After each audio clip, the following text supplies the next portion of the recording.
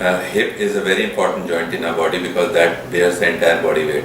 And most of the patients who tend to come to us with hip pain are patients who are in the elderly age group who have either broken a hip joint or they have actually developed arthritis of the hip.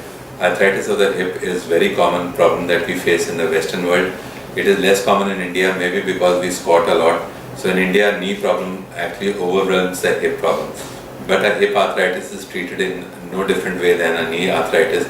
Again, replacement is the gold standard. In fact, hip replacement was voted as the best surgery, the most rewarding surgery of the last century. And this was a paper that was published in a British medical journal. And this was the first replacement surgery carried out in the world in the 1960s.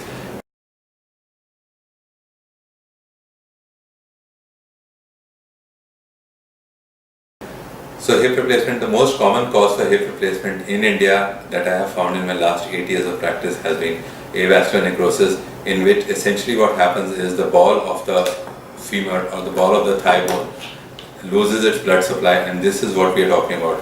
This loses its blood supply and it becomes dead. So it becomes like a boiled potato. So what happens is the moment you put pressure on it, it flattens out. So from a circular shape, it becomes a flattened thing. So you can imagine if you have a flattened round which moves around in a circular socket, it will cause wearing down of this joint. And this is what essentially happens. So the moment a patient is walking on a flattened femoral head on a round socket, he develops pain, and he finds pain mainly in the groin region. So whenever the patient presents with a pain in the groin region, which tends to get worse when he is walking or putting weight on the hip joint, it has to be a hip pathology. And patients characteristically point towards the hip joint and tell you, "Doc, it hurts when I put my weight on this." And if you're getting pain in the groin region whenever you are putting weight on it or whenever you are running or doing any form of exercise, then it is better to get your hip evaluated. And hip is unique in the point that sometimes you may have a knee problem, but you can have a pain in the hip joint. So that is something that you have to be very careful about. Whenever you have knee pain, must always get your hip evaluated and your spine also, because hip has a bearing on your knee and also on your back. So if you have a hip problem which you tend to neglect, you will end up with a back which will then require surgery, and which is much more difficult than knee or a hip surgery. Hip surgery is very rewarding. Once a hip is replaced, the patients are actually walking on day one, and they're actually out of the hospital within 3 to 4 days. And those guys do very well. In fact, they go back to all normal activities within a span of 3 months. And in fact, nowadays with the hips that we have in the market, you can actually use it for about 30 to 35 years and without any need for any revision surgery. And you can actually do all normal activities, including squatting on the floor and also going cross-legged with a hip joint in place, because large heads are used, and we have materials which will not wear down even for 200 years if they are put through the normal range.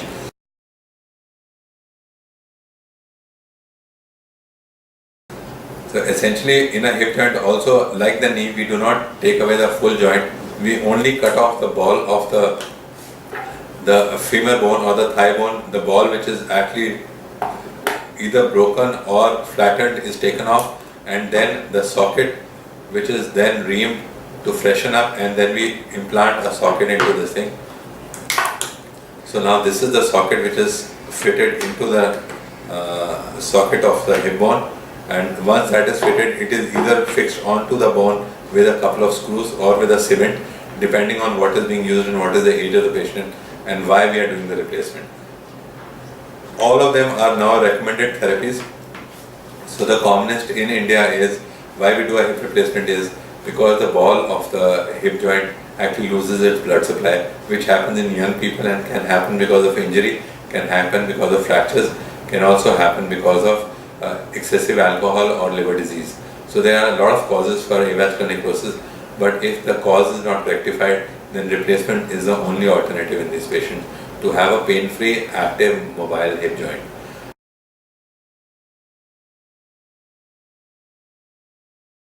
So generally hip joints once replaced are very good. They give you full range of movement, pain-free joint, and you're walking on day one with a full weight. In fact, you're actually using the toilet and doing everything yourself within a week. By the time you're sent home, you are back to all normal activities that you do in a day-to-day life.